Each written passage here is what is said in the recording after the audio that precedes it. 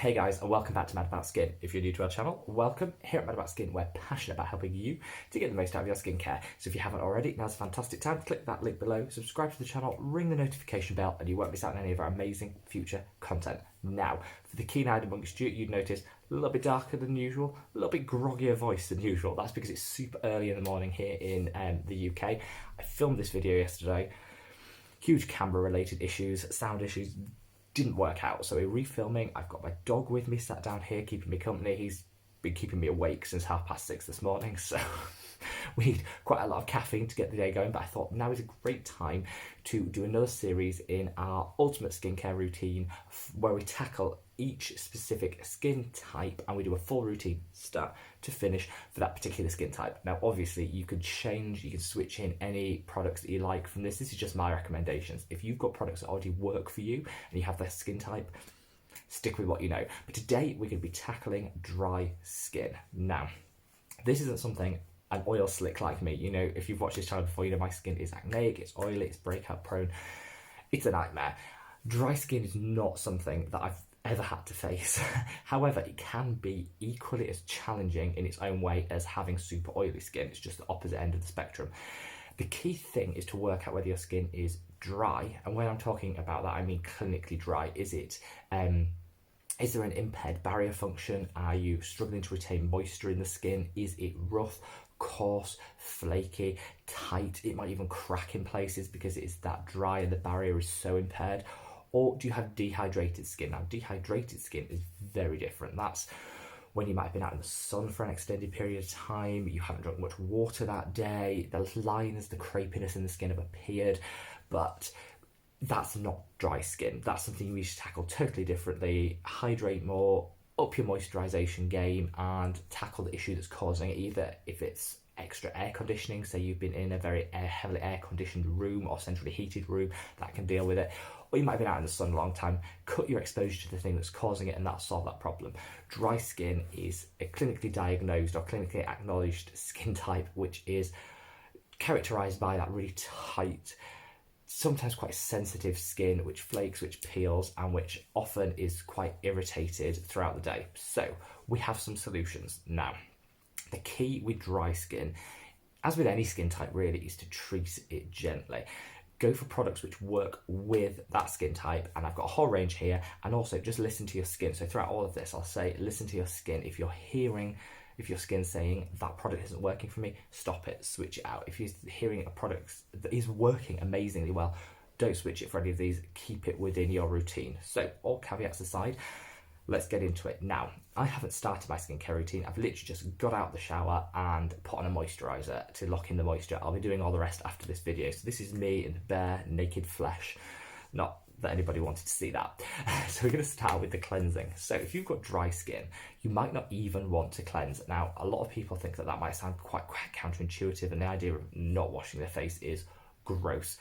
It's really not. So on an evening, absolutely, you need to thoroughly cleanse your face. That's because you've got a day's worth of pollution, particles, SPF, makeup, grease, oil, debris, everything that's sitting on the skin, which means whatever you put on after the skin is battling through that barrier to try and reach the skin cells to be able to do some work. So your skincare is not going to be particularly effective, and all of that grime and grease is going to be causing breakouts, clogged pores, and just premature aging.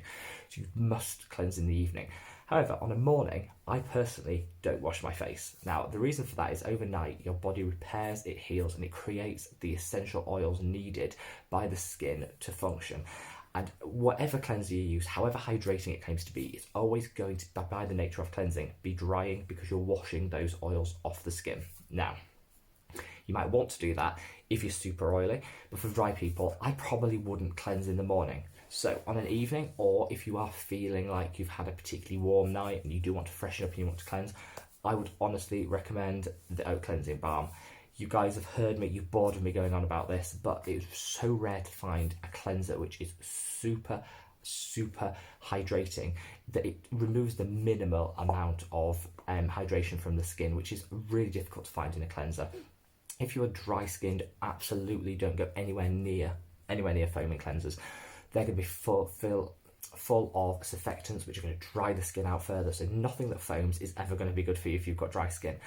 CeraVe do some fantastic gentle cleansers. I'll leave a link there if you want to try something like that. A lot of people actually cleanse with aqueous cream. So a subscriber came to me the other day and said, I used CeraVe moisturising cream as a wash off and massage it in and then wash it off with warm water and use it as my cleanser. Am I right in doing that? You can absolutely do that, only if you are super dry though. For anybody else, that's going to be quite clogging, it's going to be quite occlusive, and it's going to sit on the skin.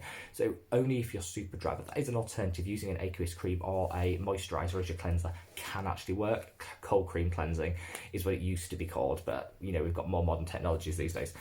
But for everybody else, I'd recommend this oat cleansing balm. It's universal and it's fantastic. What you can do as a little tip and trick for this is to massage it in for about a minute as part of your cleanse and leave it on the skin for around 5 minutes. So almost treat it as a mask. What that's going to do is all those oat oils in here are going to sit on the skin. They're going to calm the skin, soothe the skin, and hydrate the skin. So actually you're going to be getting even more of the benefits from the product. So if you've got the time, leave it on for 5 minutes, wash it off.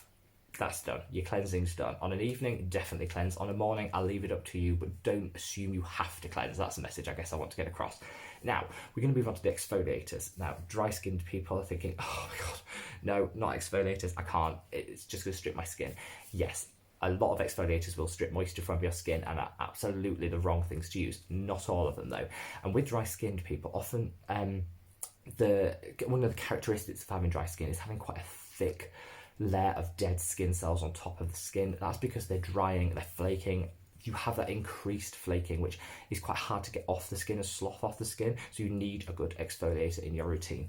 For me, there is only one go-to for dry skin, and that is lactic acid. I've done a review on the Ordinary's lactic acid. I'll leave it up there and I'll leave an image of it here for you. You don't have to use the Ordinary's. It's up to you. It's personal preference. I would definitely only get 5%. I wouldn't go to a 10%. I don't think you get that extra benefit for the risk of the extra irritation, but go for a 5%. The Ordinary one is fantastic. It's got hyaluronic acid in, so it's going to moisturise on top of moisturising. And why lactic acid is amazing is not only does it exfoliate gently, but it also hydrates. It's hydrating acid, so you're going to get that hydration and exfoliation 2 in 1. Absolutely fantastic. Once you've done your exfoliation, your skin is fresh, it's prepped, it's glowing. You need to oh, and by the way, you can use a lactic acid every single day if it is your one exfoliator. I wouldn't. I'd start with once a week, work up to twice a week, 3 times a week, and listen to your skin and what it can tolerate. I don't think you need to use it every single day. Just work with your skin of what it needs to get the best results. Now you can move on to your serums. Well, we've got a couple of options here. There's lots of hydrating serums. Obviously a hyaluronic acid, which I'm including in the serums because it's a serum step. It's where I would place it in the skincare routine. The Embryolisse do gorgeous hyaluronic acid. I fully recommend it. Sinks in, no trace, hydrates, beautiful. Some people say, should I step it up and go to polyglutamate acid, which is even more hydrating than hyaluronic acid? You can. I'm not sold. I don't think anyone needs that much hydration, nor do I think the skin can handle that level of hydration, extra hydration. I think hyaluronic acid is absolutely fine, but it is personal preference. You can try that out. I find that a lot of polyglutamate acids, even the one by the Embryolisse, which is normally a brand I get on really well with my skin, it doesn't sit very well. It doesn't gel into the skin. It just sits as a film, whereas this sinks without a trace. So I definitely recommend the hyaluronic acid. On top of that, peptides and lipids are crucial in repairing the skin barrier and the moisture levels in the skin. So I would use the Embryolisse. I've got it here. They're all in the same bottles. It's really confusing when you've got them on your shelf. The collagen booster serum. I've done a review on this again, and I'll link it there. This is beautiful. It's not got collagen in, which collagen is fine. It's great humectant, but it's actually got peptides in, which are going to boost collagen production. But as part of that, they're also going to help repair some of that barrier function of the skin, repair the moisture, and let the skin heal itself. So that would be a beautiful serum to put on dry skin. You've got the benefits of the anti-aging collagen boosting, but also you've got the hydrating skin barrier repairing function as well, which I think is absolutely fantastic. After you've done your serums, I would be inclined to leave it there. Now, I would obviously recommend a vitamin C, but you don't really want to start introducing that until you've got a handle on your hydration issues. So don't add drying actives until you've got the hydration level sorted. So if you followed up to where we are now for the next 3 months and your hydration levels are on point, the skin's feeling much better, much able to take a more intense active, then you could add in your vitamin C. I would recommend, if you wanted to do that, the L-ascorbic acid by The Ordinary, because you can mix that powder to the concentration that you want, and you mix it in with a moisturiser, so that gets rid of a lot of the drying side effects of a vitamin C. You could buy a premix, absolutely, an oil-based. The Ordinary do one, the Embryolisse does one, Paula's Choice does a fantastic one. But I would recommend the L-ascorbic acid powder, A, because you're mixing it with the moisturiser, and you can start by putting the tiniest amount and then gradually build it up without needing to change and step up products. So it's going to be cheaper, much more cost effective, minimal number of products, and I really like that product. And it gives the consumer choice of how strong they want to mix it. Beautiful product, so I definitely would recommend that one. Retinols, if you wanted to add retinol, and again, I wouldn't add it into your evening routine until you've solved 90% of the hydration issue. I would use the Pixi Glow Tonic Retinol. This has got lots of humectants in here. It's got lots of moisturising agents, and it's a very weak starter retinol. That means that you're going to be getting the hydration to counteract the drying element of the retinol, but you're also getting a weak concentration of retinol, so it's not like a slam dunk. You're straight in with the 1% extreme retinol, which is going to just cause dryness and take you back to square one. These, both the vitamin C and retinol, I would add into your routine, because you absolutely can if you've got dry skin. I would just get a handle on your hydration issues first, and then I would start adding that in.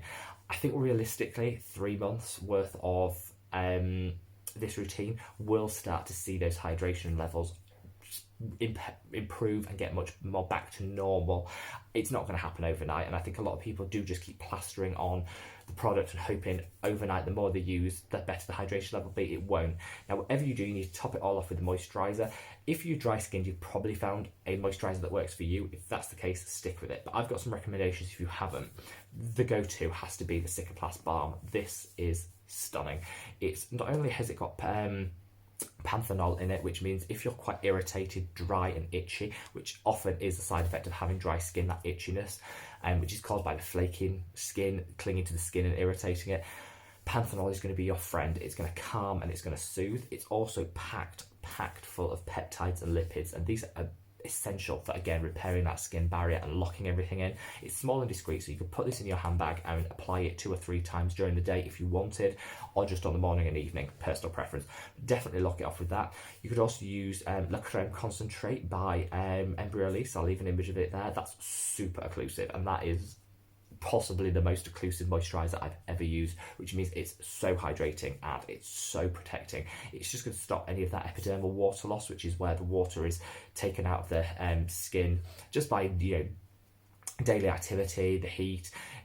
It'll put a barrier on there which will prevent that epidermal water loss, which is crucial if you have dry skin. Both the Embryolisse and the La Roche Posay will do that. So either of them, pick one, choose one.